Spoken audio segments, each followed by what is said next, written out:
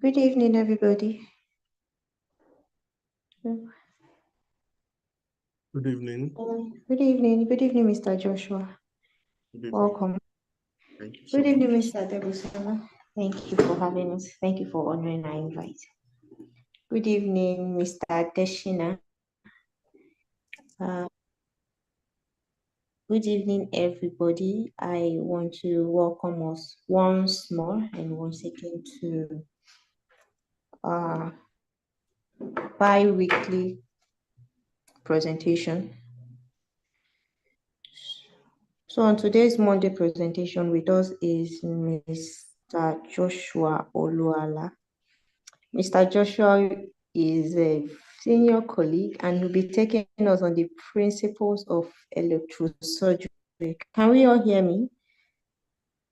Oh, yes. Am I audible? Yes. Okay. Yeah. All right, thank you so much. Thank you. So Mr. Joshua will be taking us today on the topic, the principles of electrosurgery. And by introduction, Mr. Joshua Oluala is an RN, ROPON, that's a registered nurse, a registered perioperative nurse, and BSc nursing. He worked as a perioperative nurse in Lagoon Hospital for 5 years, where he then moved to Evercare Hospital and he was the operating theater manager and a greenfield project expert in the development of SOP, the standard of practice, pathways, and operating room protocols. Currently, he is in the United Kingdom, and we have the opportunity to have him in our midst today to take us on this topic, and we look forward to learning from him. So I want us all to engage and make the meeting an interactive one as we start. Welcome, Mr. Joshua. You have the stage. Okay. Welcome. Thank you very much. And good evening, everyone. I hope our day has, been a productive one. So very quickly this evening, I'm going to be looking at the principle of electrosurgery. So I'm going to share my slide. I'm going to share my slide now on the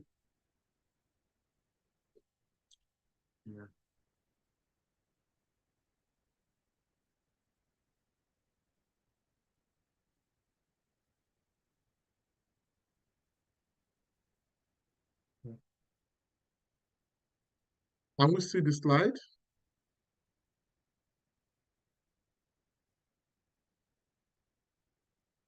Hello, can you hear me? Hello? No, we can't see this. Yeah, I think it's starting to come up. Okay.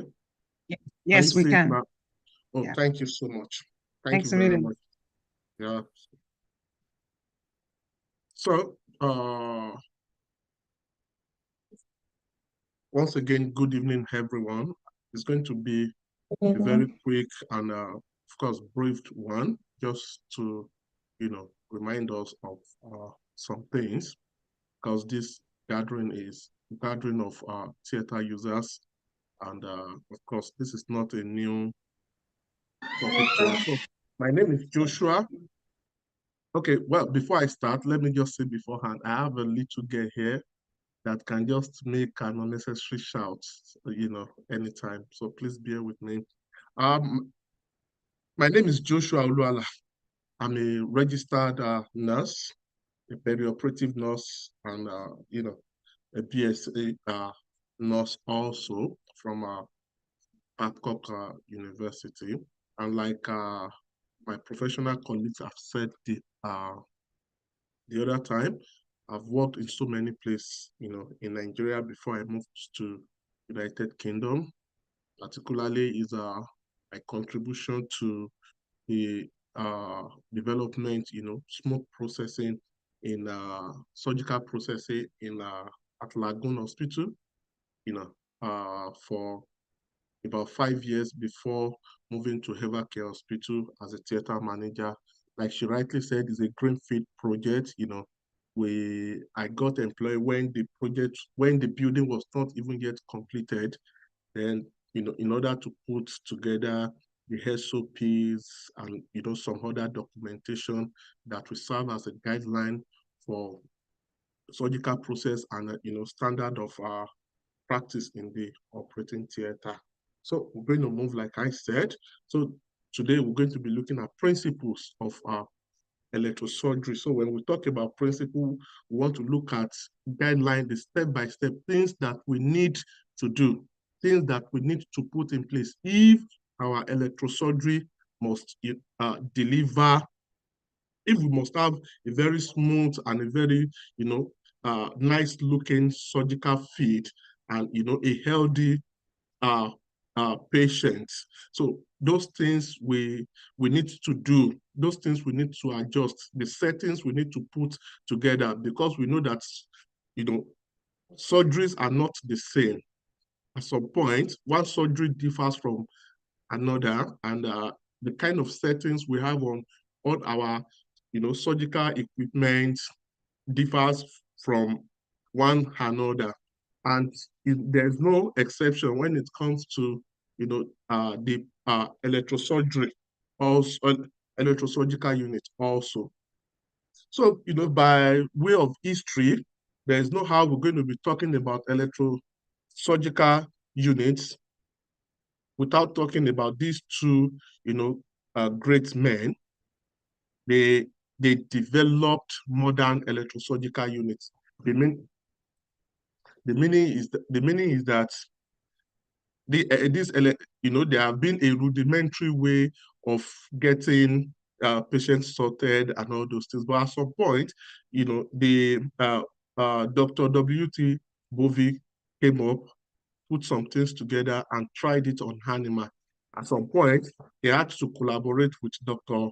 Cushing, who is a neurosurgeon. So this modern day electrosurgical unit, the first time they tested it was in the year 1926. And of course, there have been a very great improvement in our electrosurgical unit. The one we are saying was not the one, they were using then. So all thanks to all these physicists, surgeons, theater users that have contributed so much in the development. Now that we now have a very comfortable, without even, as a surgical team, without even thinking on what kind of settings do you want to put in place in order for you to ensure that patient is safe. Now, by way of definition, what is electrosurgery? Of course, the term refers to the use of high frequency, and these are cogent, words when we are defining electrosurgery. High frequency alternating electric current to produce heating in tissue. High frequency, and it must be alternating. It must be an alternating electric current, not a direct current. When we go back, to our knowledge of physics, while we're in college, in secondary school, we talk about direct current and alternating current. Of course, they all have their importance, but in this case now, we'll be talking about alternating current to produce heat in order to have a good effect on the tissue. And we said that heating can be used to achieve various, tissue effects, such as cutting. You want to make an incision, you want to ablate tissue, or desiccation, or a combination of effects. You want to coagulate at the same, you want to cut, and all those things. How do we need to go about it if not for this kind of invention? Now, for us to understand the principles that surround electrosurgery, we must understand rules of electricity. Rules of electricity, because remember that this electrosurgery, we're actually passing a current, electric current, into this patient in order to achieve, a good tissue effect. So for us to, we must understand, of course, I believe we have biomedic personnel amidst us. We are all theater users, However,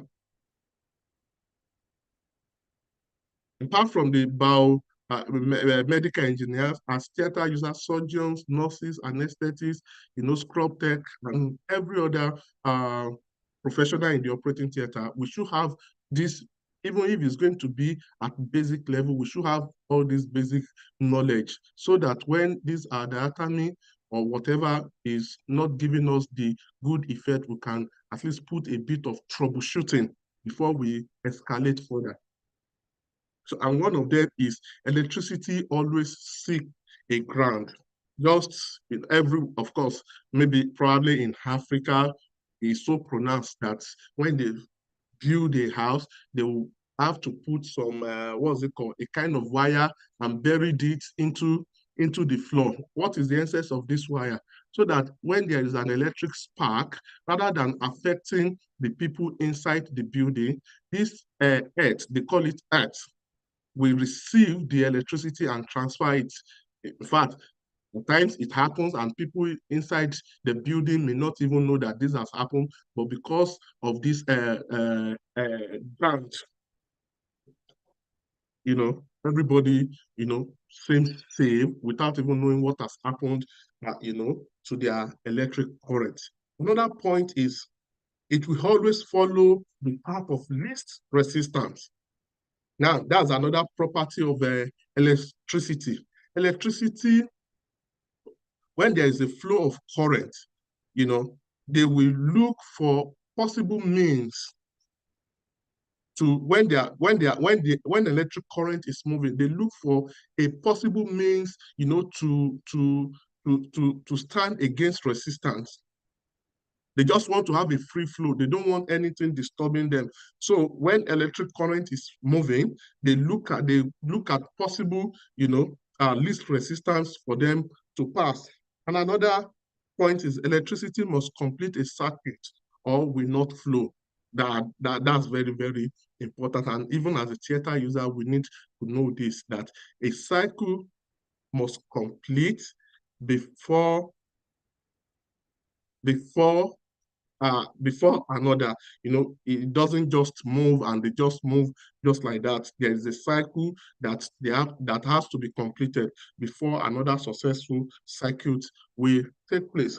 Now we need to know some, we need to know one or two things when it comes to electrosurgery, basically maybe from their resistance and things that needs to be put into consideration in choosing the kind of settings you want to use during surgery. And one of them is different patient tissue has different level of resistance.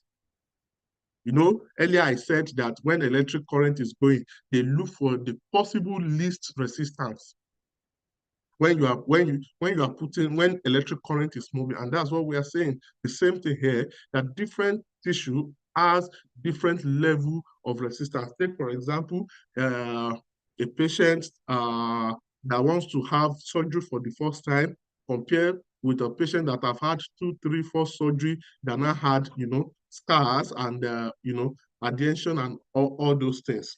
The team will find it very easy to use the electrosurgical unit in a primary patient that have not had surgery, because everything is just going to go smoothly, unlike a patient that have had surgery that is not having scar formation. They have to struggle with the use of diatony. Then another point that we need to know, which is very, very germane, is that physician may opt for the bipolar method if the patient has implanted life-saving device. Take, for example, of course, the most common life-saving device that we see around is a pacemaker. And this is very, very important, that it must be established even right from the time patient enter into the hospital at the first consultation, that all these artificial attachment, all these devices must be well established if patients have them, and must be well spelled out, so that everybody that will be handling this patient will have to take caution as regard whatever they want to do. If the pacemaker is going to be on their way, I remember, in the cath lab, there are some procedures that whenever they want to do in the cath lab, they will have to switch off this pacemaker so that there will be no, current interference. So the same thing, even in the operating theater, as much as possible, this pacemaker may not be in our way, but we need to know, and we need to put all this modality, in place. Then, when we are talking about electrosurgical unit, what are those things that we put together to actually call it electrosurgical unit? So electrosurgical circuit needs the generator or electrosurgical generator. Then active electrode must also be available. And patient or tissue, of course, when you get all these things, the tissue you are going to use it on must also be available. Then return electrode, in the case of if you are using monopolar, return electrode that will take electric currents, from the body of the patient back to the generator. Now, we're going to look at the working principle of electrosurgery. And one of the points is the generator takes current from outlets. Now, this is, the current that is coming is a direct current. Remember, I said it some few minutes ago that we are going to be dealing with alternating current. So the current going to the patient is an alternating current. But by the time you plug the generator, you are plugging the generator to a direct current, DC. So, the flow of current into the generator, of course, by the time it gets to the patient, it will have been converted into an alternating current. I don't want to, dwell much on all those, parts of the generator that actually convert a direct current into an alternating current. Now, the heat created is responsible for cutting. By the time this heat is created, of course, you achieve your desired aim. Do you want to cut or you want to coagulate? Now, what happened on the tissue by the time you apply? I'm just going to dwell on it. It actually happened at the cellular level. Of course, you are looking at the tissue and you are applying your diathermy pencil either in monopolar or your bipolar pencil. You just see that things happen, but the real place where those things you see actually happen, the mechanism behind them is that the heat actually goes to the cellular level, and that is where the desired tissue effect, of course, that you see is actually being put in place. Then also, electrosurgery works by cutting or coagulating tissue via a high-frequency electric current that I've talked about that is generated from the electrosurgical unit or ESU. The electrical current travels through an attached device. Now, this is the case in the case of a monopolar. The electrical current travels through an attached device. We call it active electrode. Of course, that's your diathermy pencil and all those things, and create localized heating to allow for precise cuts or coagulation of the tissue, which helps to reduce the risk of bleeding. So the desired effect, the aim of using this diathermy is actually to prevent bleeding. As we all know, when there is excessive bleeding, of course, the surgical site will be obstructed and a lot of things can actually go wrong. Now, this tissue effect we are talking about can be in the form of cutting, can be in the form of coagulation or desiccation, and can be in the form of, fulguration also. So we want to look at now factors to achieve tissue effect. There are 5 different factors to achieve this tissue effect. By all we do in the theater, we use the diathermy, but this diathermy, the process must go through this 5 factors to achieve the desired effect. Number 1, One of them is, the current density. As expected, the greater the current that pass through an area, the greater the effect. This is just, this is very straightforward. The density of the current that pass through the active electrode, of course, will determine how effective the effect on the tissue. Then another factor is the time. I remember in one of our surgical case, back home in Nigeria, the surgeon was to use what was it called? Ligature. And immediately he puts on the ligature, they put the ligature on the tissue. It did not allow for time. This thing, of course, these are the development we have actually talked about, because, take for example, in that ligature, the cycle and the number of seconds has been there. Once you press, once it gets to the number of seconds it should work, it will stop automatically.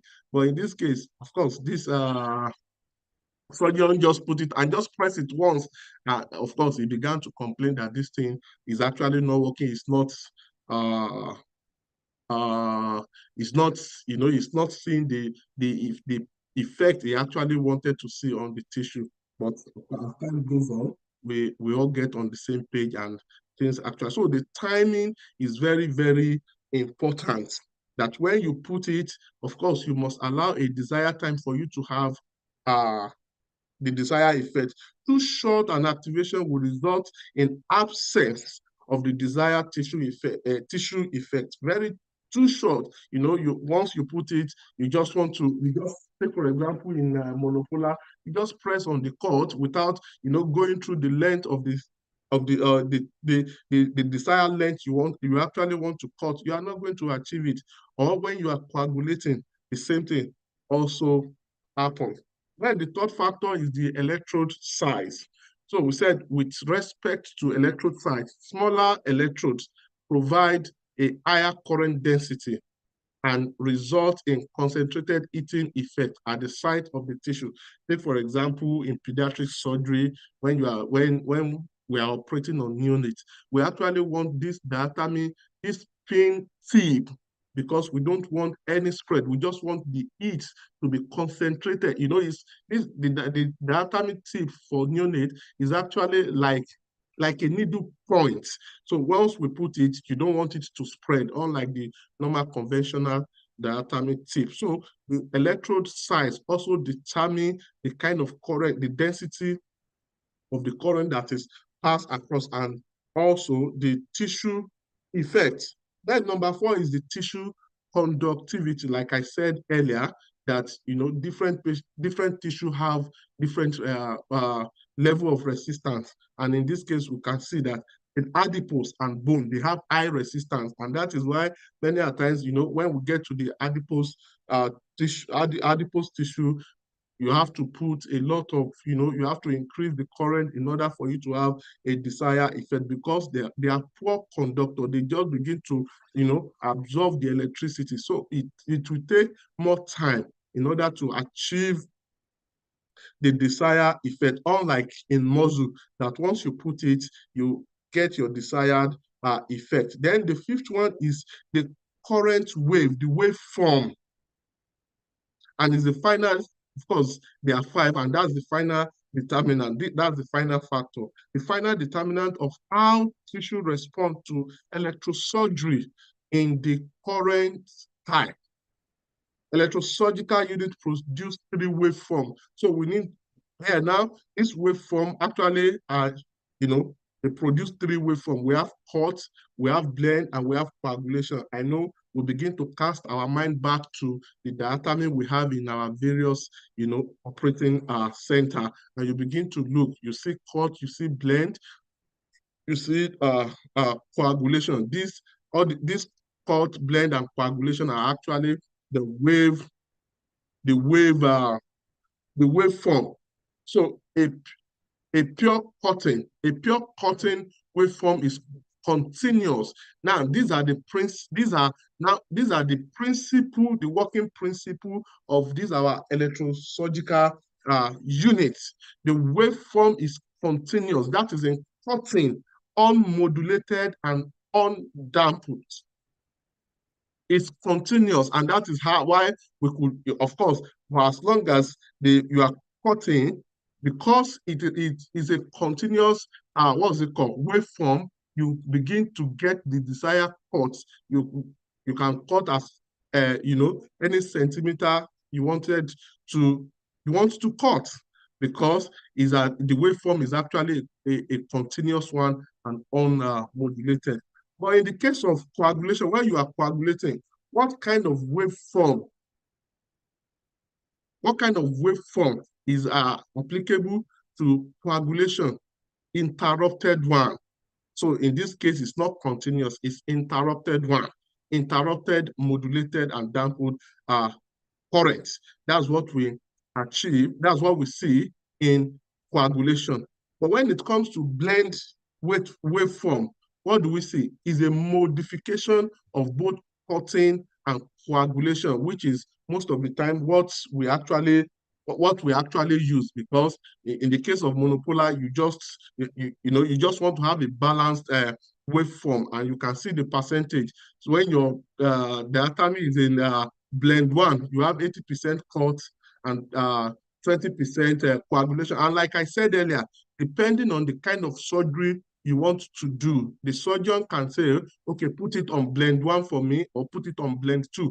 Now, when the surgeon is saying put it on so settings for me, is to achieve the desired what's it called, tissue effect that the surgeon feels is better and is going to be safe, for the surgery. And look at the what's it called, the waveform. Look at them in graph. You can see the pure cuts, a continuous unmodulated, undamped waveform. You can see that. Look at the blend one, the blend two, blend three, and the coagulation. You see that in coagulation is actually interrupted, and you can see the space on the graph, unlike in cut, that the space is not there because it's a continuous one, but this one is interrupted. And you can see the blend also, the way they go in sequence, blend one, two, and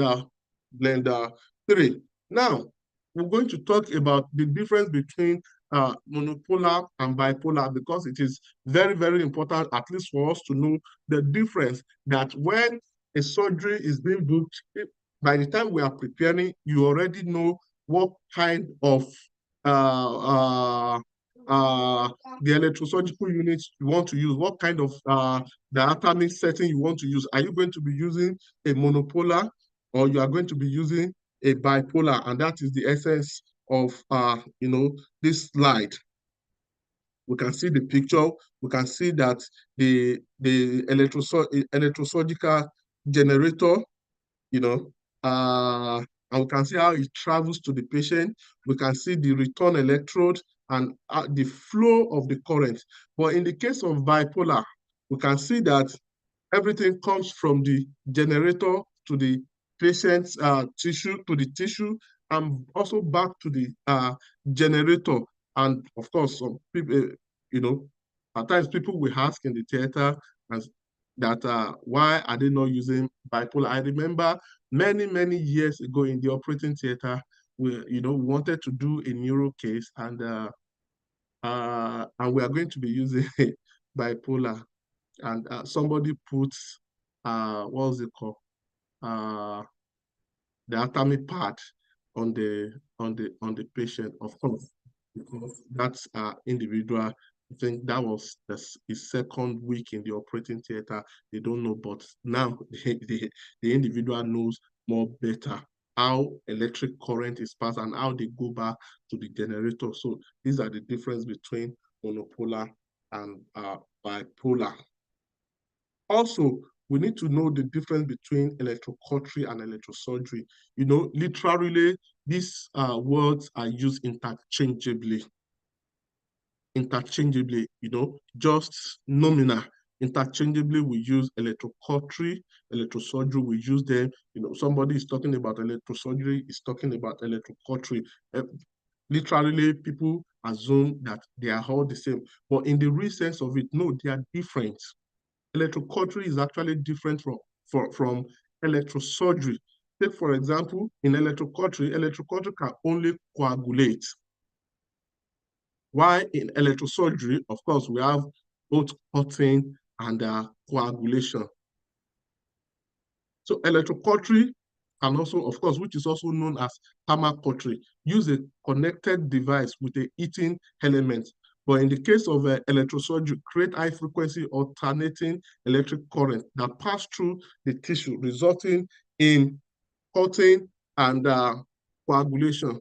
Take, for example, when a patient is having, bleeding in the gum, and they just bring this patient into the theater, most likely what they are going to use is electrocautery just to achieve, just to cauterize the bleeding vessel. While in electrosurgery, we achieve both cutting and coagulation. Now, the use of electrosurgery.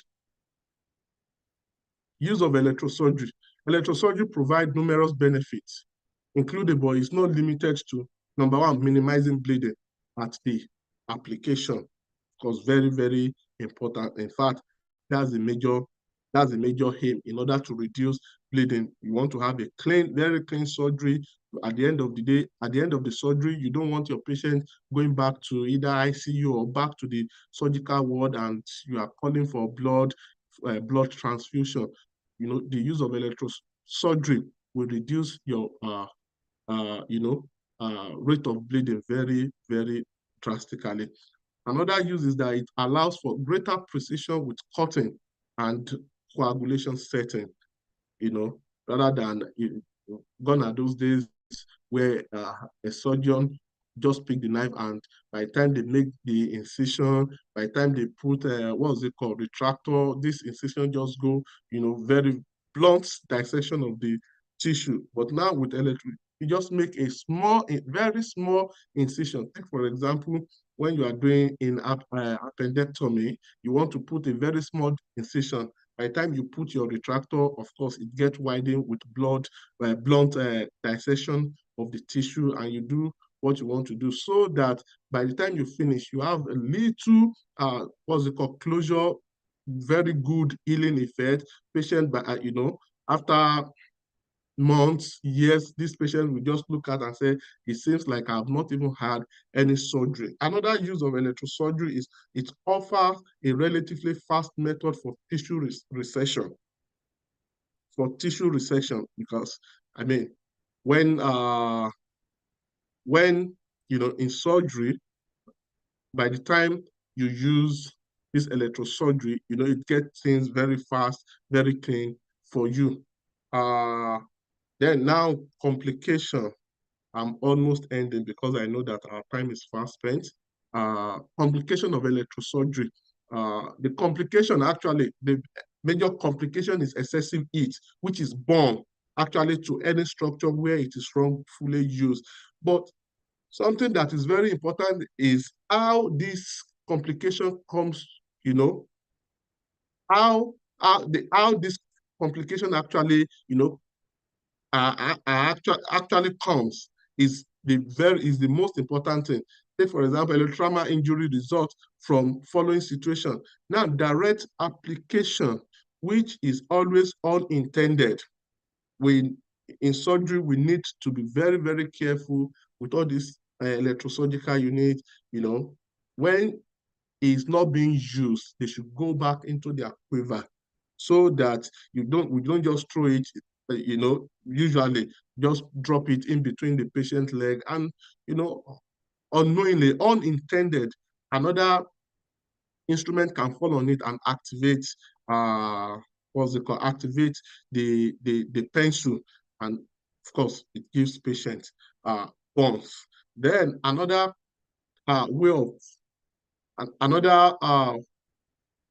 way by which these burns actually come is by direct coupling. We can see this picture. This is a case of laparoscopy surgery.